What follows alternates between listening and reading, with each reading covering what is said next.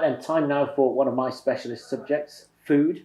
We're talking to Robert Lee from the catering section of Telford College. Before we get into the courses, Robert, just tell us a bit about you and your role here. So I'm one of two chef lecturers at the college. I've worked here for 2 years now.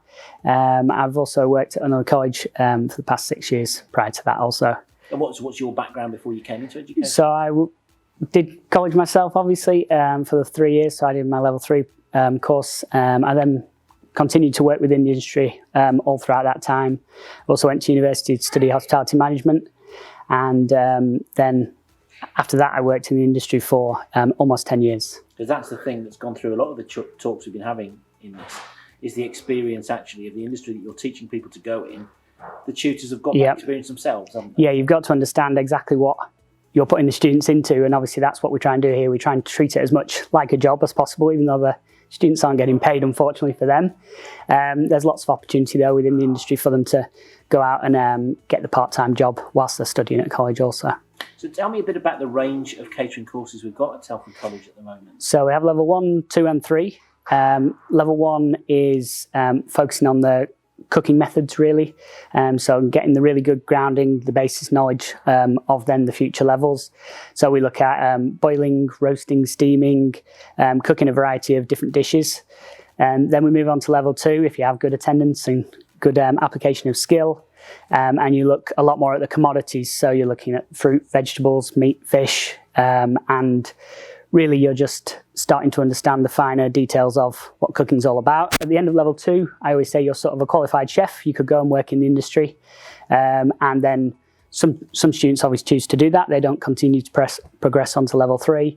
However, some students want to continue and get their full level 3 qualification, and that really is looking at more of a supervisory role, so they get themselves ready for working in the industry, and just again fine-tune those really the level of skill and the knowledge that they have to a higher level.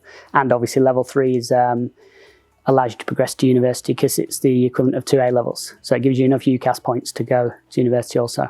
So what about the entry level for students that may be wanting to join the college? Is it as much about personality and your will as it is about actual qualifications on paper? Yeah, I think so. Yeah, we want all of our students to be dedicated to what they're doing and be committed to the course. It's not an industry that is very easy, so you've got to really want to love it and do it before you even start, because it's such a hard industry. You're working long hours, you're working sometimes for very little pay. It depends on the position that you're in, so the love of the industry really has to come first. So that's what we want students to be initially. Obviously with some sort of qualifications from school would be great.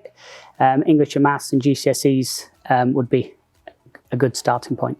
What's the breakdown of the courses themselves in terms of how much of it is vocational, how much of it is written exam-wise? So we have short answer question papers for a variety of different units that we cover, and each of that has a cooking sort of exam or assessment behind it. And we try and offer as much of the theory work and as much of the theory in a practical setting rather than sat in a classroom, because the students would rather be doing rather than listening.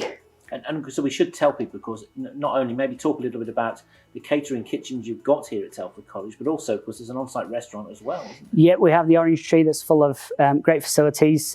We have 2 kitchens either side of the restaurant. And obviously at the moment, the restaurant we're not using, but in the future, we look to have the either students, friends and family come in, and it is a really good asset for the college to have, because we can work on an awful lot more of the skills that the students need to have when they're in the industry, such as communication skills for speaking to the customers, obviously customer care and that sort of side of things. The students really enjoy doing that on top of what they do normally also. So what sort of things do you cook? I mean, I've seen all sorts of little bits on social media. There was a salmon fishing challenge, salmon cooking challenge you did a few weeks ago. Yeah, we had a fish cake challenge that was judged, and we had a winner from my level 3 group. We tend to cook a range of commodities really. So one day we might have fresh mackerel in, and we'd have to gut that and take all the skin and the flesh off. Another day we would have a whole chicken, and we butcher that down for things like chicken chasseur or chicken fricassee.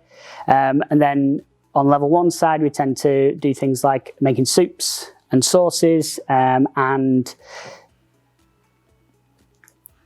And all sorts of other. I mean, lots of other things. Eat, isn't it? You're not Yeah. from the Gordon Ramsay school of hard love, are you? No, I'm compared to him. I'm too soft of a touch, possibly. What sort of careers do people go on to from these courses then? So they tend to work in obviously a variety of different restaurants or hotels in the local area. Some venture out and go further into towards Birmingham, where there might be a higher class restaurant. But it tends to be a lot of, there's so many places that are screaming out for chefs, or will be screaming out for chefs, that there is lots of employment opportunity just on the doorstep, really. And then, because I know we're not in ordinary times at the moment, are we? But if we were in ordinary times, would you have a lot of students that are maybe doing some work experience at the same time as their studies here? Yeah, so when they're on the sort of course, they're on a study program, so they do the tutorial, their vocational skills, maybe their English and their maths if they haven't managed to do that at school. And part of the study program also is the work experience. So they need to do I think it's 36 hours of work experience. And obviously that's a great opportunity for them to go into the industry, get some of their skills up, understand where their skill level is, maybe if their skills are already up. And ultimately they can then get a part-time job out of it and start getting some pennies in the bank rather than doing it for the love of it. So does that mean you've got links with a lot of restaurants, hotels? Yep, and with having all the previous students here and part-time jobs now, we have all those links as well. So yeah, hopefully there's plenty of opportunity for the students to enjoy. So if people are interested, if this has whetted their appetites, shall we say, what do they do next, and what kind of person are you really looking for? So we have the actual interview and open events coming up that you can sign up to on the website. And within that, we have an interview, we have a bit of information about the course, further information about the course, and there's a little sort of cooking session attached to that as well. So, yeah. Excellent. I'll be back downstairs to get some recipes off you later on. That's absolutely fine. Thank you. Thanks for your time. Thank you.